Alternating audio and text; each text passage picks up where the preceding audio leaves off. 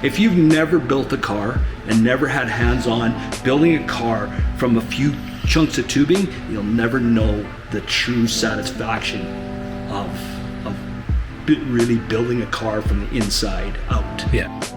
That's the way I see it. Man, I'm really telling you the way it is, isn't it? No, this is awesome. But it's the truth. It is the truth. It's the reality of. Yeah.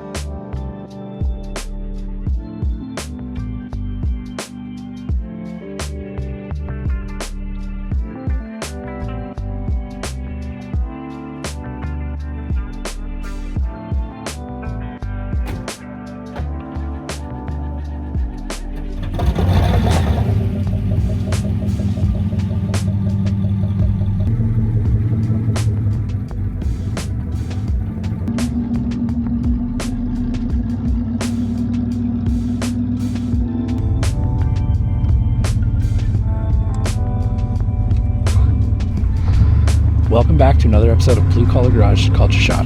Today we're right here in Lacombe, checking out Juff-E-Nuff. If you haven't come by here, I'd really highly suggest you come and check it out. They've got a lot of really cool memorabilia, antiques, collector stuff, tons of Hot Wheels, and Gregg and Dyane are just awesome, cool people to be around. We're gonna work on some stuff for the future together, but in the meantime, check out the video, and if you're in the area, come by and check out the store.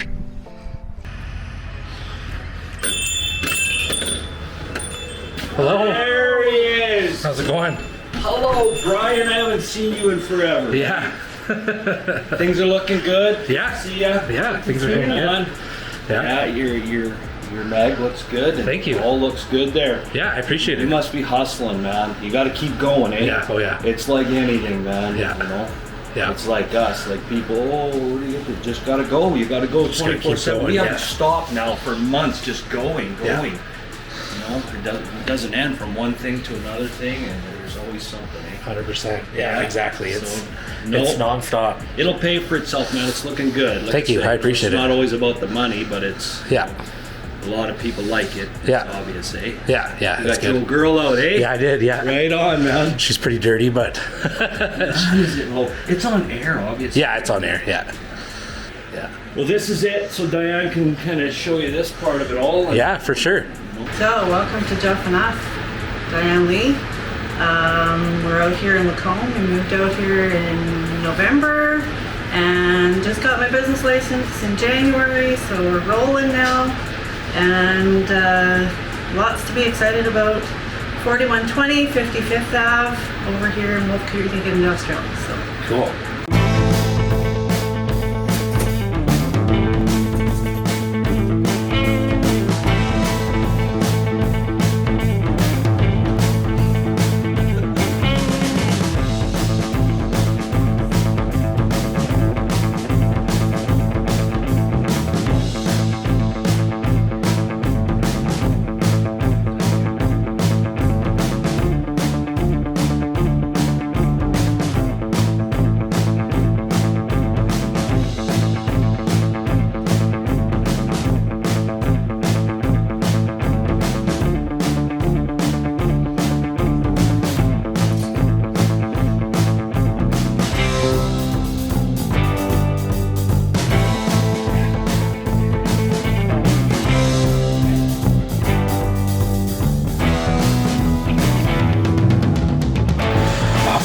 Lots to look at. Lots to be excited about.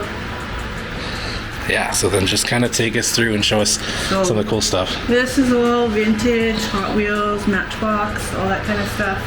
We got some one of the kind stuff. This was airbrushed by a friend of ours out in Innisfail. The cast aluminum rat fink and the air pumps, they're all from Texas. Oh, cool. One of a kind. We're the Canadian distributor for them. Nice. There's another rat fink. Lots of one of a kind stuff here. There's like Redline Club stuff. There's Super Treasure Hunts.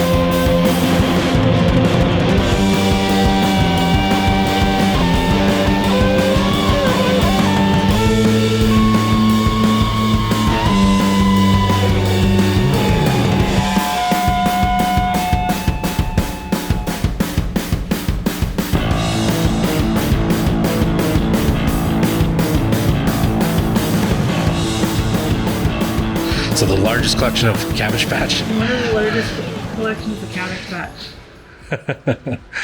And I'm Cool. super excited about having my car and my camper Yeah. in the shop, which I couldn't have before. This is another one of the cast aluminum statues. Cool. Tell us a little more about your car, too. As well.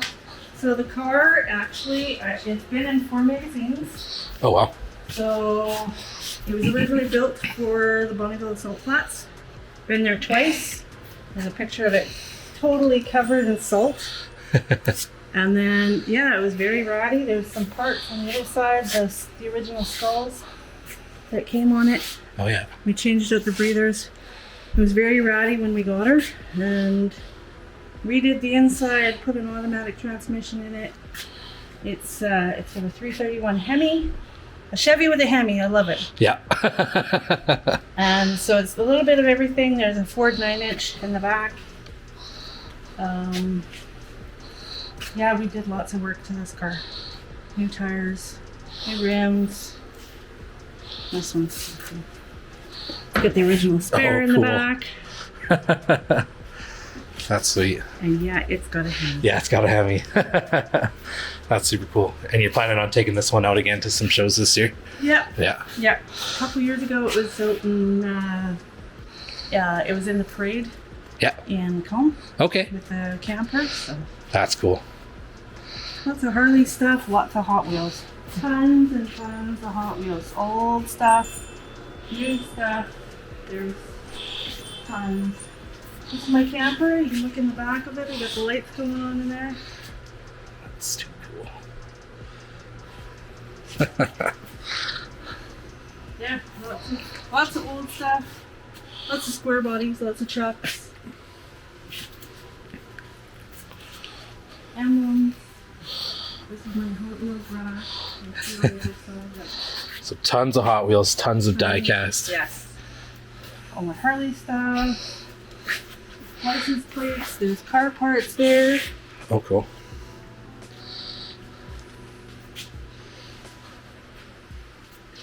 And then all of my toys. Stuffy. Lots of glassware. Of course, all vintage stuff, right? Right. Records, lots of records. I got lots of country, western. I got some colored albums and my vintage rock. That's a super cool piece. Oh, yeah.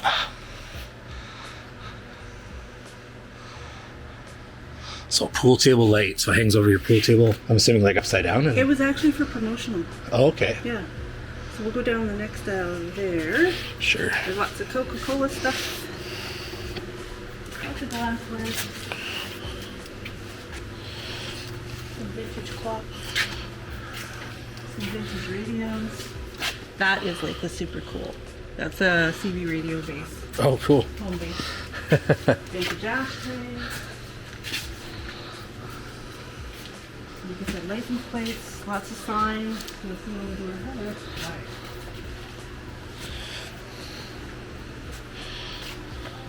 Lots of room. This is like all vintage toys, Transformers. Do you run this place? Sorry? Do you run this place? Yes, I do. How long have you been here? Since January. Oh, wow. Yeah. Okay, anyway, this is amazing. This is like my dream. Lots of video game stuff. There's some old consoles like Oh, the Coleco and the Atari games. I have this one at home. That's a good one. I actually just sold the Mario World. Oh, yeah. So, got some Pokemon stuff. Oh, cool. Yeah, hockey cards. All kind. These are Connor McDavid Oh, yeah. before he was in NHL. Oh, cool. Oh, wow. So, and then there's a graded one there. Wow. Yeah. And then we have, this is our artist, he does this kind of stuff. Oh, yeah. So it's Clarinet. Oh, cool. There's Rat Fink. That's really cool. And there's the old car with the camper.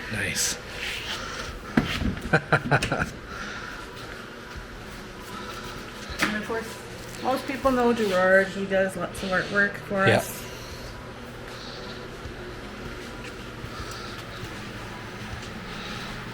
Yeah. That's Super my cool. side. Yeah. Very cool. That's some cool stuff. Like you could spend hours in here walking around. People have. Yeah. People have. Yeah. Yeah. And like we did when we were doing this up, we kind of wanted to do the 50s theme, the diner theme, that kind of thing. Yeah. So Greg and I set up stuff. We picked up the stuff that we picked up. It's like, that's a Jim Beam whiskey bottle. Okay, yeah. So the whole train is Wow. it's full. Oh, really? I don't know, that's a good thing to say, but Yeah. but there are one of a kind pieces like this one here is Prud'homme and Mongoose Oh, okay, yeah. Oh, set. yeah. Oh, wow. This is a super treasure hunt missing the tampos. Oh, So okay. it's a super treasure hunt plus an error card. Oh, wow. So it's worth lots of money. That's cool. So yeah.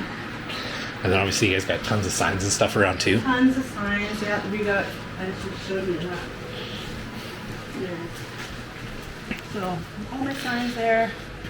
The tiki board was done by our airbrush artist. Okay. So, on the reverse side is the moon eyes. Oh, that sweet. was originally on it, Yeah. and then he did this side. Oh, that's cool. So, yeah. That's really cool. Yep. Did my side.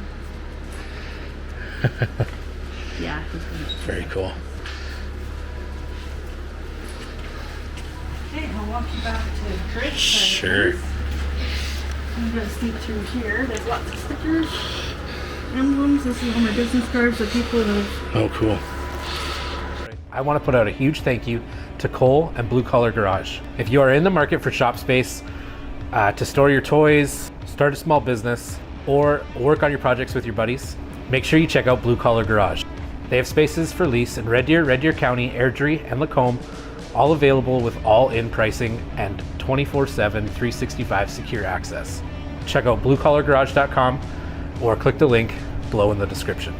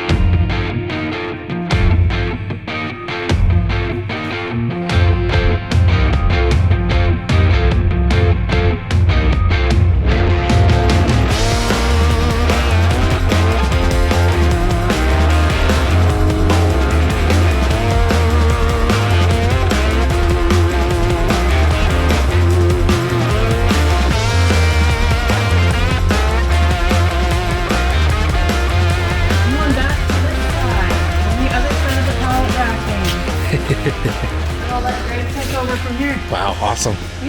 Yeah, thank you. Well, here we are, Brian. Here we are.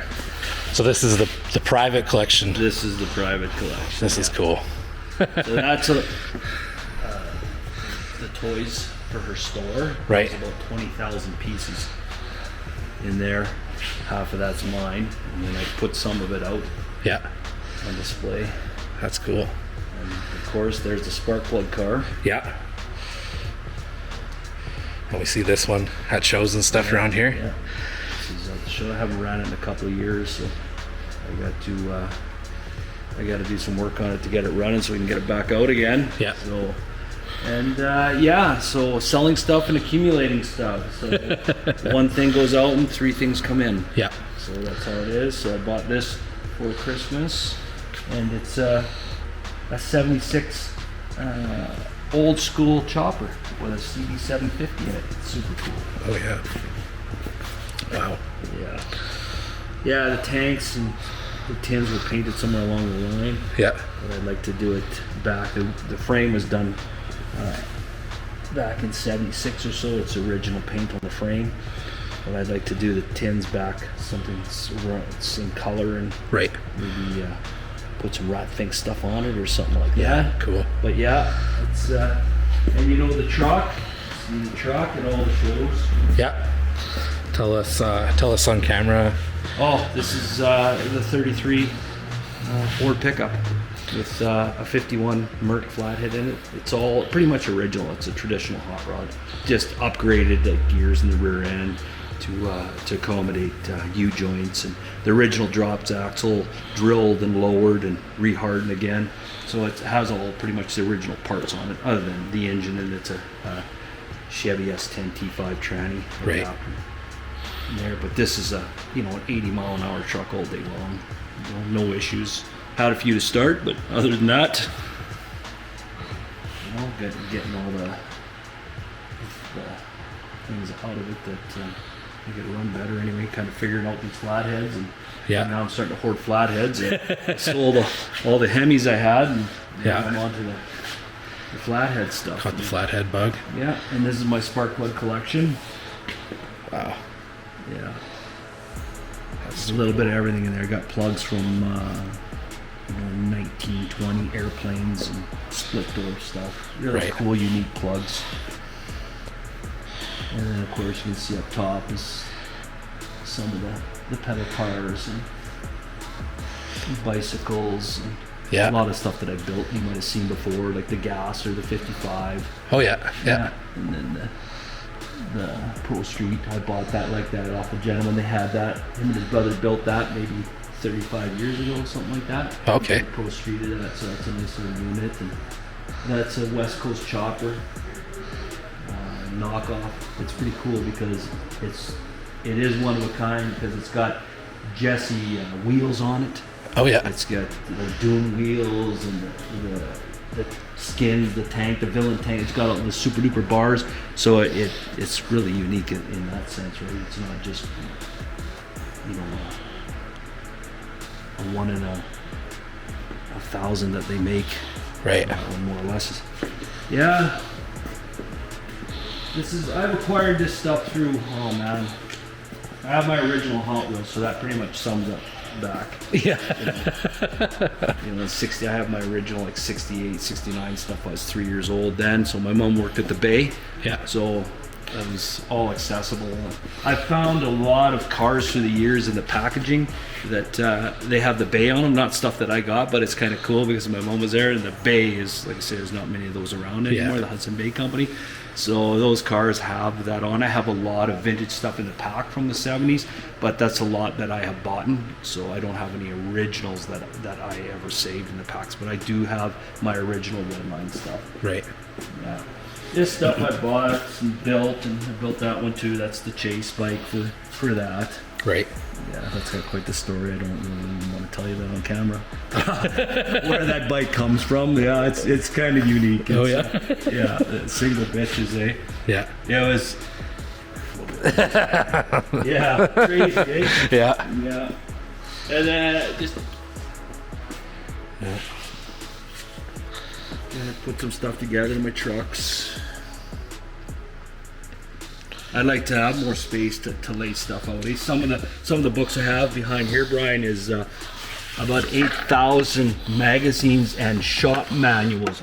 So Gerard Bromart, Yeah. I acquired all these off him. These are his original from the 60s. There's Barris and Ross signed books. And, Gerard has done a lot of artwork, right? So he's met a lot of people. Definitely a lot of people. That's so cool. Yeah, so those are his original. I even have his original Hot Rod magazine from like in the 60s that he got from a grocery store, So it's very well worn, right? Yeah. And yeah, I lay out some of my race stuff. A lot of sign prints. I have a lot of stuff. Like I said, I need a building 3 times this size to lay all my stuff out. Right. It'd be nice to have a museum like that, right? That's super cool. Yeah. And then this is a lot of stuff that I like. Yeah. The hot rods, right? The engines. A lot of sign stuff. Kind of a tool rack area. Super cool. Yeah. Lots of die casts. Lots of little bit of everything, right? Yeah. So I start on one thing and then, like I say, it's hard to focus on just collecting one thing. I get onto something else. And, right. Yeah. So where do you find all this kind of stuff? Same type store as Dyane has. Like swap meets and places like that. A lot of private stuff that comes out of people's homes that they've had forever too. And then when they see what I have and what we got, it's not just stuff. A lot of the stuff has meaning to me. I don't just buy it to sell it again. It's right. A lot of it I do keep. Like I said, I can buy 3 items and I end up keeping 2, maybe the 3. So I have a hard time parting with stuff. I don't know what you would call that. So this is really unique stuff, Brian. This here is like, so this is real personal to me. This is Dave Dunbar's work here. So I have the cars, and then Dave Dunbar hand stripes these. Okay, yeah. And then he signs the back window, which he doesn't do too often. I have quite a few done like that. He's done for me. And Dave did the alcohol abuse, so the 62 Nova Gasser. He did all that. So that car, pretty much everything on that was hand art and graphics. And there's only 2 small stickers on that, so that whole car was done. So that was very unique. And that car's sold. And that car is sold. Sold and gone now, yeah. I should be able to pull up some footage of it though from one of my YouTube videos and then put it up on screen here. Of course, the van, Diane's little van. Yeah. Done. She's had that thing for the longest time. So and these to lower it down. These are really getting popular again. Yeah. This is a nice piece. I'd like to put a small block in it. It has, of course, the engine's got about 500,000 on it. Yeah. So still runs good, but it's tired. And it's a 4-wheel drive. So back in the day, she lifted it up a little bit and then put the bigger tires on it, and then I changed out the wheels and stuff. But it needs to come back down again. So the front end is not done properly. It needs the sway bar put back in it. So the only way to lift it up, there's no room underneath there to run that sway bar. It would be hitting the lift kit. So but it needs to go back to all-wheel drive, but lowered right to the ground would look really good on it. And then some graphics on it, maybe flamed out. I'd love to flame everything, right? Yeah. So, and just little stuff that I have lots of these. I get this from Jeremy. I like this piece right here. Right. That's old vintage stuff, and a buddy of mine built me this here. Yeah, that's cool. Yeah, it's got a little light switch somewhere. I don't even know where it is. Somewhere in here. But yeah, the light comes on in it, and the little tools and stuff like that. Yeah. Yeah, like all this stuff is so unique and cool, but it's displaying it like my old shop. The work that I did in there, everything was covered in dust and black soot when you're welding and grinding. Yeah. So now that we ended up getting this building here, I'd like to, there's almost an acre of land, I'd like to build another shop out back where I can do that fabrication. Right. And then maybe my end goal is to mentor the kids. 'Cause like I say, it's like the car, right? You've seen it, the shows. I'd like to be able to show the kids how to weld and do miscellaneous stuff like that. Yeah, that'd be really cool. But like I say, I need a place to do it, and here it's too clean now. So I've more or less just made, a museum of it, of my journey through life kind of stuff. So just everything has a story behind it. Like it's not just stuff I found and and throw on the shelf. I know every piece where I got it and stuff, and it really looks like really unique pieces. It's all very old, eh? Yeah. Like 30s tools and 40s tools. Like, look at this, a blowtorch, an amazing piece. That is Yeah, cool. like stuff. The things. Wow. It was a simpler time, but they worked harder to do stuff. But Yeah. the craftsmen really put everything into whatever they did, eh? Right. Whatever they built, it all had meaning, right? Yeah, and then this right here is an '85 Buick Riv with 53,000 kilometers. This car has been in the shop for 5 years and ended up coming from Saskatchewan. So it's all original, rust free. This is a very nice car. Had new tires put on it. Yeah. So I'm looking to sell that one. I'll put a plug in there, eh? Yeah. Oh, yeah, definitely. Sure. For sale, eh? And then this side right here is, of course, the cars are up top and all. And then I have a little kitchen here where I can come and have a coffee. Nice. So I'll set it up and make coffee and kind of hang out here. Cool. Yeah. Yeah, I do have some really unique stuff.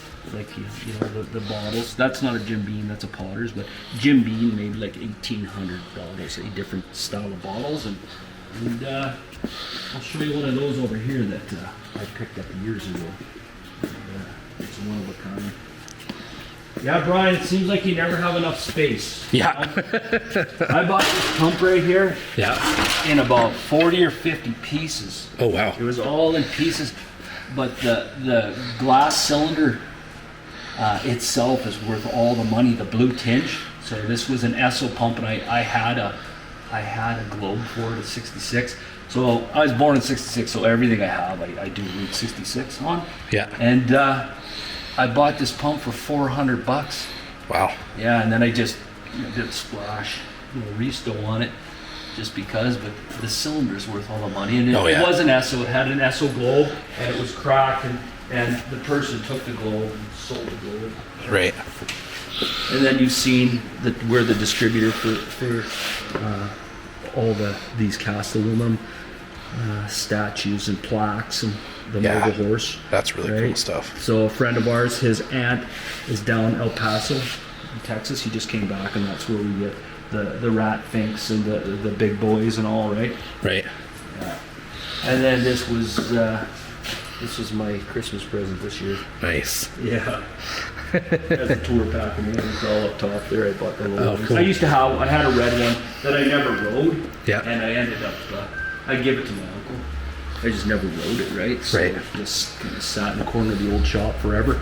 Yeah, you can see, like, all the artwork, like the really unique stuff, the rat fink and the sidewalk surfer. That's my my newest friend. You'll see him around. His name is Luke Laidman. So he does all that artwork. He's in his 70s, and he's an amazing rat fink artist. Like, Right. amazing, the stuff he does, and all weirdo stuff. So he does that stuff, and Gerard does, of course. Right, his yeah. type of artwork. But yeah, he does everything out of his garage there. I'm gonna get him to do a bunch of stuff on Diane's new little HHR out front on the side, right? Her business and all. Oh, cool. Yeah. And, yeah, it's all stuff, Brian, I've just acquired through time, right? Yeah. And that's the Baker Boys. I really like that piece. That's a unique piece right there. Yeah. That's a real nice, very good rat fink artist too. Yeah, that's cool. And then this right here is the drawing of this car I did in '99, 2000. That's the original drawing, how this car was gonna look. Yeah. And I built this car. It took 20 years or so. I finished this maybe 7 years ago. But I started it back in 2000, and then it's just time. And then I was in an accident in 2010, so I was down for a few years. Yeah. And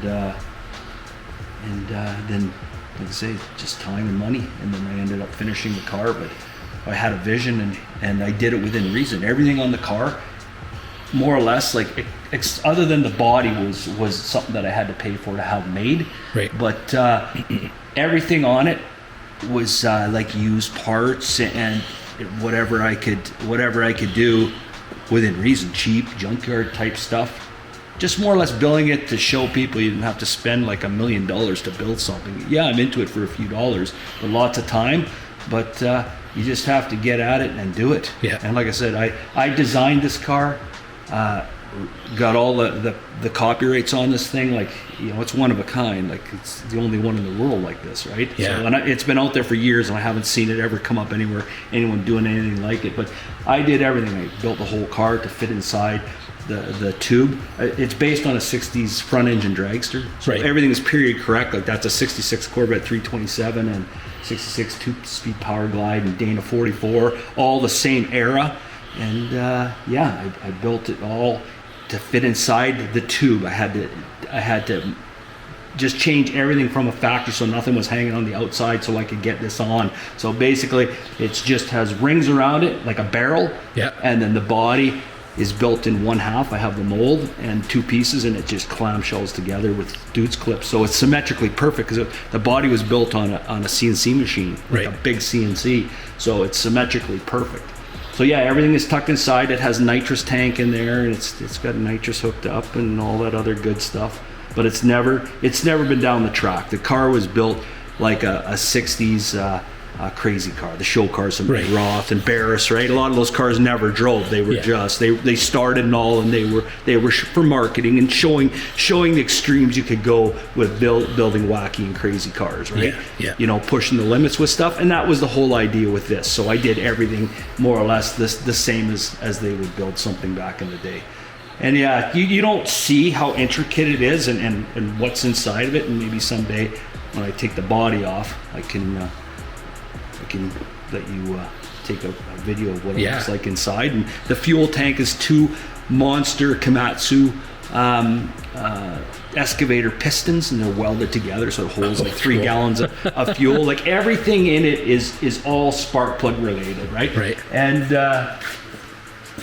I did this old school. So when I was a kid, same thing. You look at the magazines and all, and it runs, the blower drive, it all runs the way it's supposed to run. But I built this old school, something I seen in a magazine, and then I designed the intake to do it. And I built the setup with a blower. I did some YouTube videos. I did a carburetor inside the blower. So this is run on carburetor. There's a 650 quick fuel inside here, and they only have idler on them. That's all you need right there. And I got a hole drilled in there where I can get to the idle screw to idle it up and down if I need to. Right. But yeah, there's a carburetor inside there. So it's really unique. It's one of a kind. And everything else is hooked up on it. And this was a Kinsler fuel injection setup off a big block Chevy, and they cut it down and just welded it all. It's a big air filter now. Okay, So this is the exact same setup that I had on the alcohol abuse. Okay, yeah. So this is the same setup, the same feed, and then, like I say, this one here, I bought as a package, and it came with the Don Zig magneto, and it came with all the parts, more or less. So, like I said, it's, you know, there's lots of them out there still.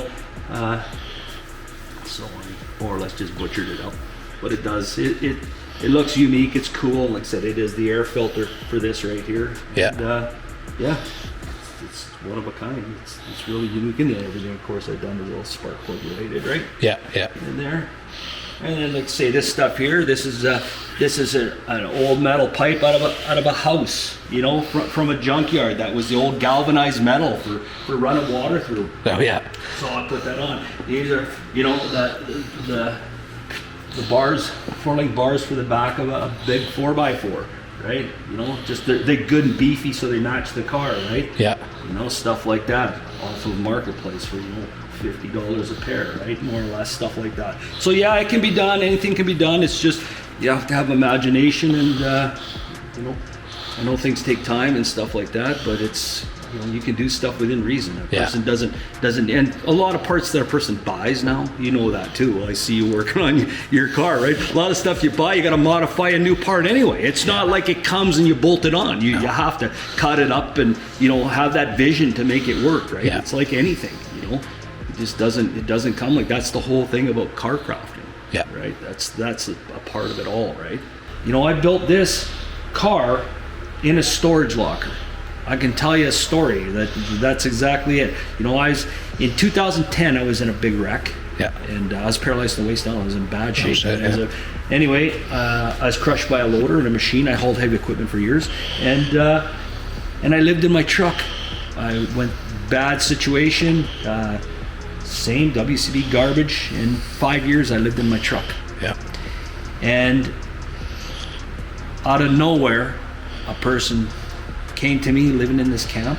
Just like before I lived in the truck, when I got hurt, I ended up having to go this camp. So I live in camp up in Fort McMurray to stay there until I could start walking and get back home where I was living in New Brunswick. And a person came to me just out of nowhere and said, I know someone that's going to help you. Just like the Lord came to me, I'm going to tell you right now. Came, said, you're going to get better. And give me a phone number. I called this woman, and this woman said, been waiting for you to call. I don't even know this person. Okay, I've been best friends with her now. She worked for WCB for 15 years. Yeah. And now she's had a home practice for 15 years. She knows that system inside out. Oh, wow. I beat those bastards. So anyway, it took a long time, but I lived in my car. Yeah. I persevered. I built this inside of a storage locker. Yeah. In the shape I was in through the years that I lived in Leduc. Yeah. I built this car in the worst shape with no money, just little bits coming in. And if you know anything about the Bible, there's a person in the Bible named Job that lost everything, and he was asked to curse God, and he said, I won't. He got everything back 100-fold. What happened to me? Yeah. I got everything back that I could have ever asked for and more. Yeah. Yeah. I just kept persevering. Yeah. Persevering. And like I said, I lived in the vehicle. I slept in the storage locker. I lived it. I'm just telling you this story because this will show that people cry hard times. They don't know hard times. Yeah. Yeah. I'm telling you, I had hard times. Yeah. And I got it all back. Yeah, I'm not in the condition I used to be in. That's what I'm telling you. Like, I can't do what I used to do. Yeah. But I can still do the vast majority that I've done. And no, I still know. It's passion. Yeah. I'll show Passion, 100%. Yeah. Jeremy's here. Daryl's here. Holy. The whole crew. The whole gang. So yeah, that there, Brian, is personal, but like I say, getting to know you, and I've known you for years, but not been able to actually talk to you. Yep. But like I say, Yep. for you to know where I come from and how this all came about, this is how that all came about. And it's inspiring, and this is what the people who are in the car culture are made up of, is these stories and these, the things that they have gone through, and how they've gotten to where they are today, and what they've done in the community, and the passion they have for these cars and these engines and these things that they put together, and not just kids, trying to get kids and stuff into this culture as well, but same with adults and people who haven't had the opportunity to, or haven't taken the opportunity to be a part of it. And maybe they're too scared now because, I'm an adult, I'm too old, I haven't been involved, but they're not. Like, anyone can come into this community. And like you said, there's no borders in the car community. Like, nobody cares if you're American or Canadian or British or Australian or whatever. Bunch, I believe, of misfits in society, but with good intention. Yeah. Right? Like, Yeah, exactly. Literally. Because like I say, we come from all different directions. And like I said, it's having something like the story and where we came from to make this happen in your life, and how you got into it, and what, because like I said, I never had this in my dad never had cars. I never had any of this. Yeah. It's just like me as a kid, I'm just like, there's got to be something. Yeah. So this up here, Brian, you look across the spark plug stuff. Yeah. There's the three pieces. So Champion, I like it, the logos and all, but that plug's been around forever. But Champion had the best marketing program through the years, the best of it. Everything they did, they had t-shirts, hats, like it was on everything. So they did good that way. I haven't seen a company market anything like that ever. Yeah. So that Jim Beam bottle on the end, that's a whiskey bottle, the first one. Okay. The next one's a radio that's standing up on the stand, Champion radio. And the other one is a telephone. Oh, wow. So they made pretty much everything out of spark plug, really unique stuff. And I put this online that I was going to start. This is another piece that was laid and built right there. That piece there is this. So I got to get to this soon. This is the plug for my shifters. So this is this is machined right here. Yeah. I'm gonna do these out of aluminum, and I'm all ready to do them. I just need to get on it and make them. And then I'll polish them and paint. Like I'll have a variation of them, right? To paint it out, and then like a super polish. But they're going to be the shifters the same as this right here. Right. So that's what I'm working on next, and I think that'll be a unique part to. Yeah, that'll be really cool. To see people running their vehicle, right? And then I built one that's in the truck right there. I did my run at epoxy, so that's kind of an animal of its own, doing epoxy. Yeah. And then I got a spark plug inside the epoxy, and that epoxy is just like a magnifier. So the spark plug's only like 2 inches tall, 2.5, and it's 3.5, 4 inches. It just fills it right up in there because it magnifies it. It looks pretty awesome. But these are really unique plugs, right? So that's split door airplane stuff. Wow. Yeah, really unique type stuff here. And the cabinet, that's a sales rep cabinet, right? They bring around and sell them to, give them to the dealer to sell the product and stuff. And that was at a guy's little store up near Edmonton. He had it for like 40 years, man. And Wow. I ended up with that piece, and it was full of old spark plugs. That's so cool. So yeah, anything like this, I end up getting pieces from people that see what I have or know because I do the spark plug stuff, and they send me stuff. And there was a gentleman in here the other day that bought me spark plugs. They're brand new in the tubes with the wax on them still, and they're for airplanes. They go in airplanes, but they were for the Tucker car because it was the same air-cooled engine as that, eh? So it was the same idea, and yeah, I've got those, so they're kind of one of a kind. And then this is my prototype. That's the first spark plug car I ever built. That's cool. Yeah, and then that's the welding tip, the first welding tip I did when I was building the chassis, and that was another piece I did. I made 101 pieces, right? So you were at the shows when I used to give them away. Yeah. The ones that I had, all the other ones. But yeah, there's not many of those left now. It's very time consuming making that stuff, right? Oh, for sure. And then I would have liked to have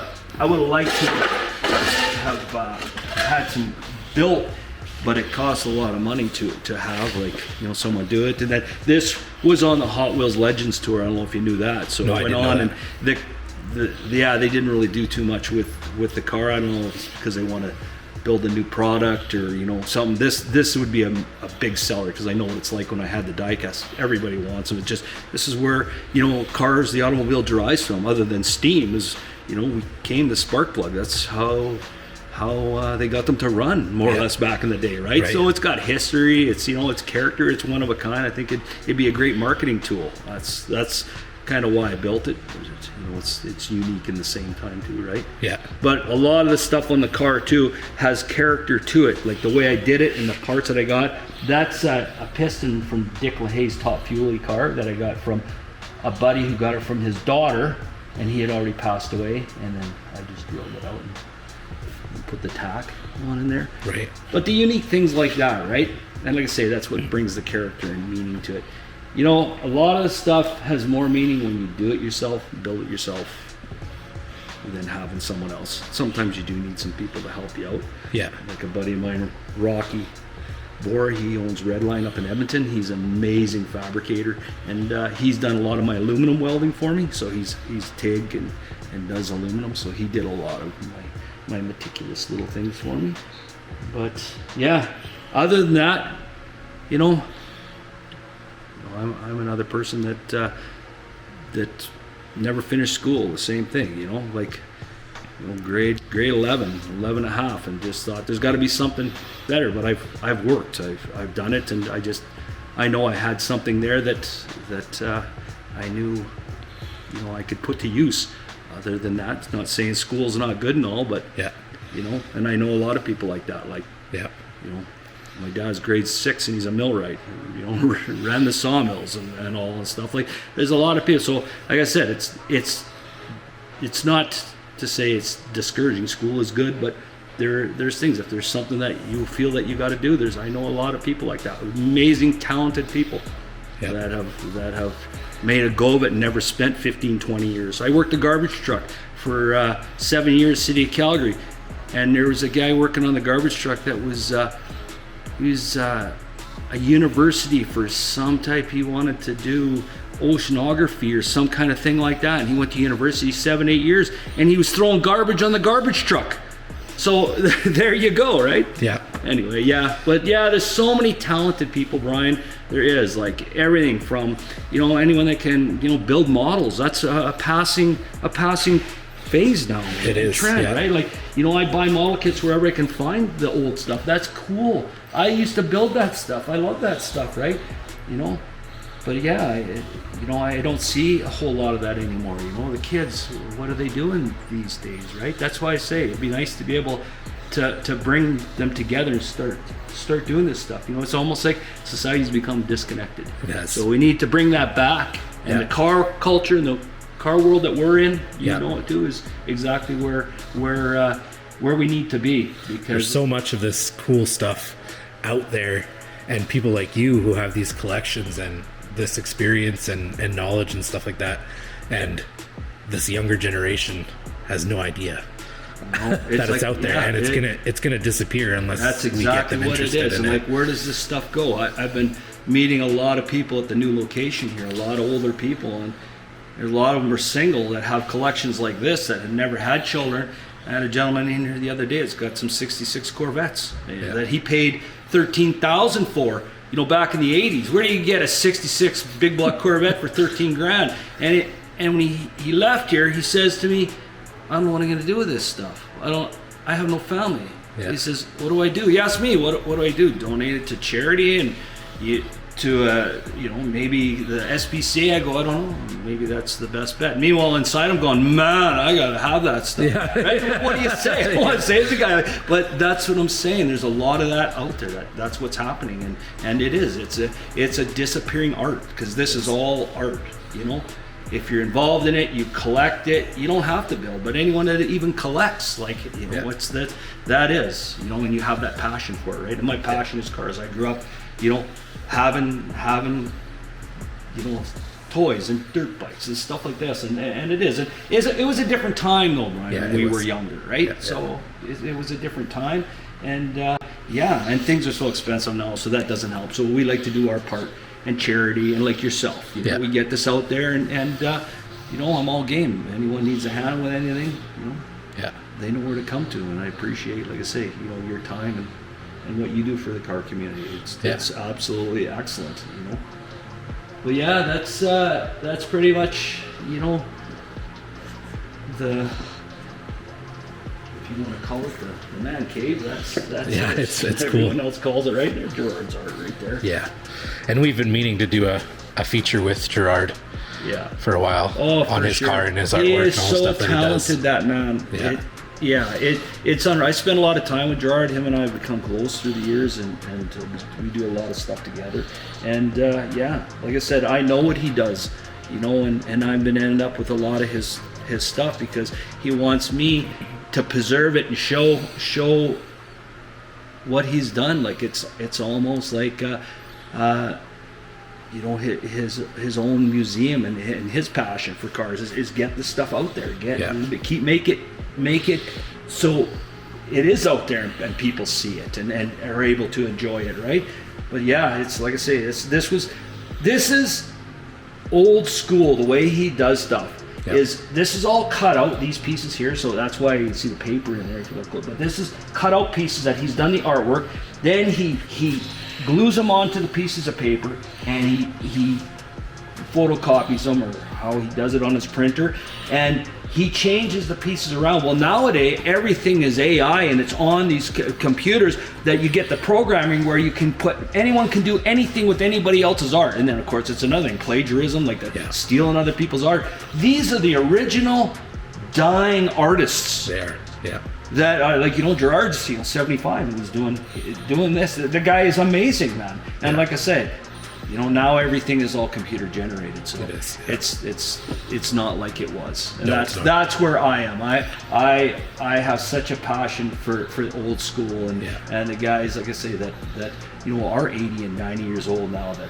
And the more people are using AI to create their show posters and that kind of stuff, the more we're going to see this stuff die. Unfortunately, this stuff is going to disappear if you know, we don't reel it back in. And yeah, tens of thousands of prints he has done, like his artwork.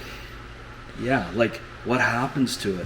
Where does it go? Like I said, you know, a lot of the families now don't have any interest or care to carry that on, or they're busy with their lives doing something else. So where does it all go? Yeah. Right? Where does all the stuff go? And that's why I say I'm trying to preserve it, you know, do my part with this, and like I say, carry on. And I really hope that the things turn around where we can get this back out. Yeah. You know, get it out where it needs to be, where more people get involved in it. And I'd like to see a lot of the younger generation come into this and do this, right? Yeah. You know, because here we are plugging away in our shops and stuff like that, right?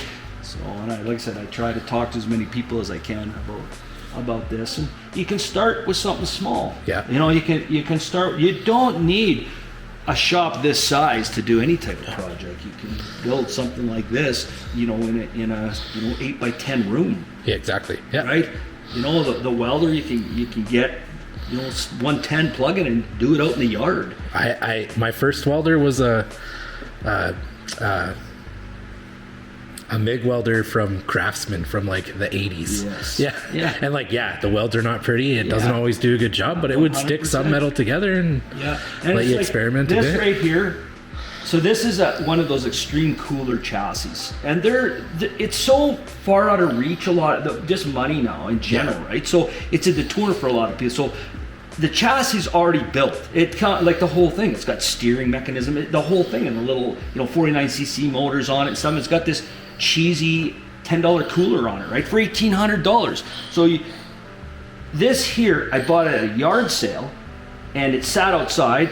The kids took the cooler off it, and they ran into something and bent the tie rod, and it sat outside, and the carburetor was no good. So 1,700 Amazon carb, which I hate to support these big industries, but they seem to have all the parts. They do, so that, and then I straightened the tie rod in, $50. So there you go, right? The tires were more than anything. The rims and tires, that's where the money is. It's $500. But and then I had these are reproduction bodies, so I would never just butcher up an original car. But I do have some original ones. But these are a dime a dozen. They make them every day, right? Repop stuff. Yeah. So I just cut, and the engine just happened to come out of the box perfect, and it just sat on there and bolted on. I'm into this thing for, like I say, $600 or something like that, $650. I've been offered thousands of dollars for this thing, right? But it's like I said, it's not money, Brian. It's nothing to do with money. Yeah. That's with everything that I own. It has nothing to do with money. Yeah, money's good, and it pays the bills and helps you along. But in the sense of things like this, it's one of a kind. You put your heart and soul in building stuff like this, right? Yeah, exactly. But so many people can do it. It's just getting them steered in the right direction. And you're in the same situation as I am in with the car culture. We're both from the same. We're cut from the same stone. We do the same thing. And like I said, you see it every day. Yeah. So and that's it, and maybe by next year I'll have another shop like this, and we'll do it. It'd be awesome. I'd love to. Maybe I'll fill that one up. Yeah.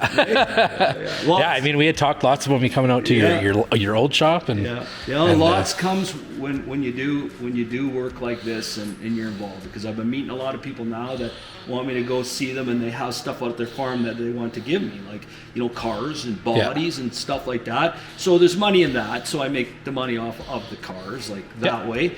But like I say, and I can get people into cars within reason. I don't need to make $1 million, but like I say, the stuff is rotting anyway. I call it the prairie death, right? But there's so many vehicles out there that are sitting that need to be saved, and maybe someone can build them. And you don't need to build stuff and put the paint job. I can't justify paint on stuff. I just nowadays it's Mako. Those were the days, man. I had cars painted for $4.99 and an extra $60 a piece for the dents that needed taken out, right? Yeah. The paint job was like $700 max, and you went there $700. I thought it was going to be $4.99. $700 is nothing now. You got to put down $17,000. Yeah. Right? Like it's a totally different world. You can't even buy the material. I know. You can't even buy the paint for $700. it's so, that's why I say, like, so rat rods anytime, and I was doing rat rods before rat rods was even a name. Yeah. You know, we were in Calgary when I left home, and I ended up here in 83 or so in Alberta, and I ended up in Calgary because I worked in the drilling rigs, and I met a guy from Calgary. Well, we were doing cars and going to pick apart.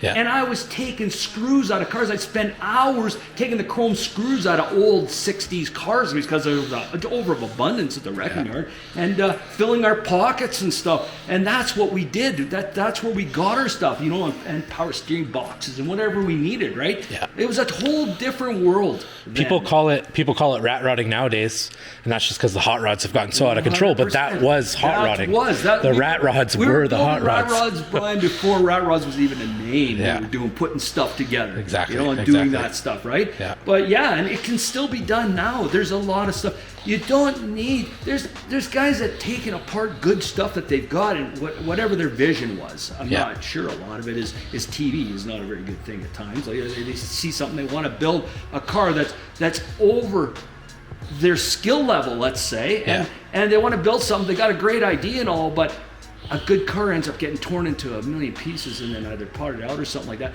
If you get something, just do it one piece at a time. Exactly. You don't need to blow something apart and then do that. Just, you know, do the engine first or something. Or if you're going to build something, you can do it within reason. Yeah. But nowadays, it's hard to get the friends together, 2 and 3 guys anymore, to even help with a vehicle. Like, where are those days?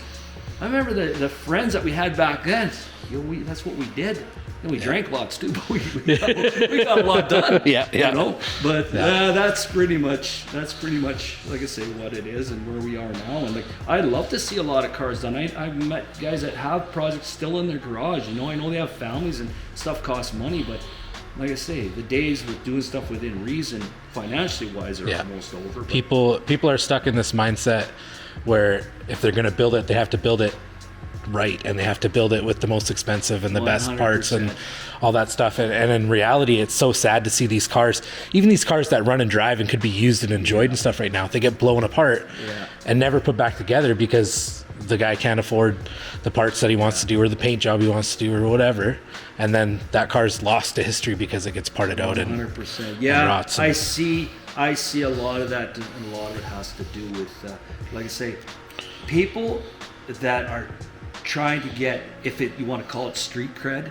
and they're doing it to make something, like, I don't know if it's their name or something, get out there, but they're too far and deep into it. It doesn't work that way. You have to naturally do it and plug. I've been doing this for a long time. Like I said, you know, from the 80s, I was building cars. I had good mentors. I always hung with older people. That's how I always was. That's what I wanted to do. I wanted to hang with guys that were 30 years older, 40 years older than me. I was always hanging when I was 17, 18 years old with 40 and 50 year olds then that knew this stuff, the cars, and taught me how to weld. Dave Bradwell, the own Big Steel Truck Tops, he helped me with my 63 short box that, you know, I had for a couple years, and the World of Wheels in 89, that little yellow one that I had. Like back then, you know, and the carpet and stuff like that, stuff I learned and how to weld and stuff. And like I say, Brian, I didn't come from that. That's just, I had that passion in me for something, and that's what it was. And like I said, it was cars, but I had people mentor me, and and I don't know if the kids are, they're afraid to ask, or they don't feel comfortable with us older guys in general. I don't know what it is, but like I say, you know, we're the ones. It's just like guys that ride bikes. You see it all the time. Man. Bike people do anything for you. You know that. But we need them to somewhat come to us or something, or talk to us, and we'll do this. I'd help anyone along, get them on the right path and stuff like that. It doesn't take much. It doesn't take much to do this stuff. You know, people might think, he's saying that, you know, now because you've got all this stuff. I had nothing. It's the same idea, right? Exactly. I didn't come from anything really. You know, my family, my dad had money. I didn't get none of that money. I didn't get nothing, right? There's a lot of people like that. Yes, 100%, 100%. So, no, for sure, man. Like I say, for sure. It's just, like I said, it's you know, you learn as you go. It's all trial and error. It is, 100%, and that's something I try to say all the time too. Is like, sometimes you just gotta try and do it. Like, Like everyone's so scared because they see. There's so many critics, Brian. Exactly. There's like, if your welds look like this, you shouldn't be welding. It's like, well, you got to start somewhere. You got to try it out. You got to figure it out. You got to use it a few times. There's so many people in this world, critical people that are wrench illiterate, that haven't done anything. Those are the biggest critics. The people and they're all talk, and they have done nothing their entire lives. Yeah. But couch surf. It's the truth. It's the absolute truth. I see it. I know it. And it's even stuff that I have with people. And like I said, bitch and talk, and like I said, that's society. That's how mankind is, and not all of it, but that's what it is. There's jealousy. There's everything, right? So that plays a big part on deterring people from accomplishing goals. A lot of people give up. A lot of people just like, man, no. It doesn't matter what anybody says, man. It doesn't. No, you're doing it for you. Exactly. You know that too. Yeah. I'm just preaching what is the reality of it, man. Yeah. Just put to it. It doesn't matter what anybody else thinks, man. Just go and do it. And I'm not out to impress anybody. This is what I do. I've been doing this a long time. I've learned. Yeah, we've all had major stumbling blocks doing stuff, right? So, yeah. And like I say, that was me for years. I got hurt there, so it took me out of commission for a lot of years. I was in a big accident. So yeah, I couldn't do what I used to do, and it's like now it's affected me now because I used to go like Speedy Gonzalez doing stuff, right? I do stuff now, but it's just I'm slower at it. Yeah. Like I said, rolling around under vehicles, doing stuff, lifting stuff. I can't do that anymore, right? I can't do what I used to do. Yet when I try to get somebody to do that, I have a hard time because it's like I'm chomping at the bit, and I wanna be part of that. I'm in there going, and it's like you're biting your tongue and trying to do what they're doing because you know what you want to do, but you're trying to get someone else to do it, but they don't have no experience on it, right? Yeah. So guys like me, you've been doing this, and you keep doing it. You got to persevere, man. You got to just keep going, and that's what I do, right? Even though I do stuff that I really shouldn't be doing now because, like I said, it's hard on me and stuff.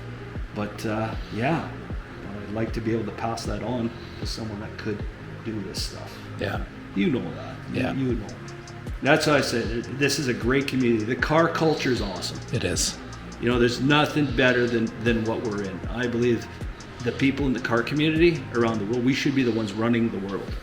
I think we should be the politician. We should be the ones running the show. Exactly. Hey? Big blocks, Chevy should be mandatory in most people. That's kind of stuff. You know what I'm saying? With blowers. That's right. Yeah. Kind of deal, right? Yeah, stuff like that. But like I say, it just seems like, back in the days were simpler times. But I know it has a lot to do with money and finances. That's what it is, because the dollar goes nowhere now, and hopefully I'm optimistic about things getting better with that, but that's where we are, right? So meanwhile, we just got to keep plugging with what we got. Right. Exactly.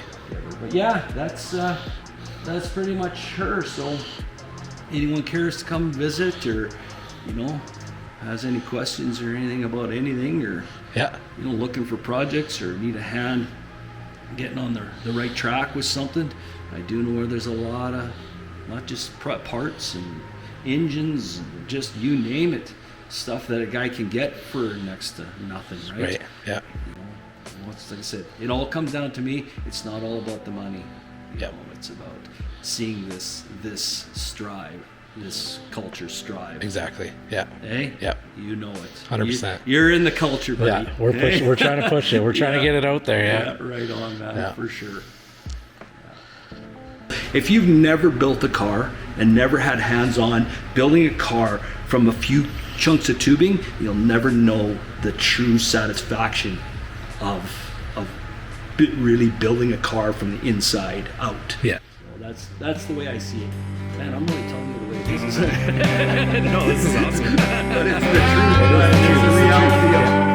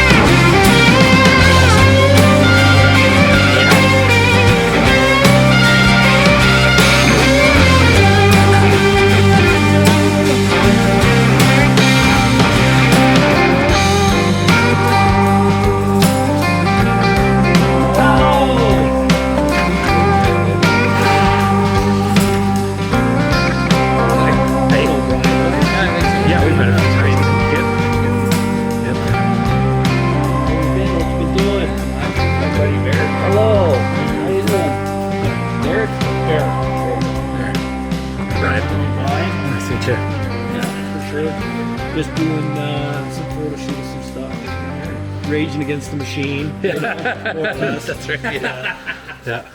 Brian's gonna run some stuff in his magazine and stuff like that. Yeah. He has car culture. Yeah. For sure. Come and sell all the shirts at the Thursday night thing. Yeah. Yeah. That's right. Went for shit, I heard. Yeah. Unfortunately, but it's all good. It is what it is. Yeah. Yeah, that's Gerard's art. He's amazing. Yeah. Yeah, some of the stuff out there. Yeah.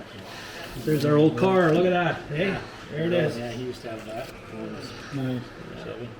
And that's one of Sculpture,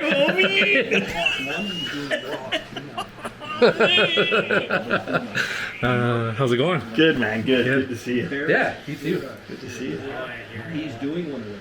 Well, that's good. If you could get a deal on that, that'd be sweet.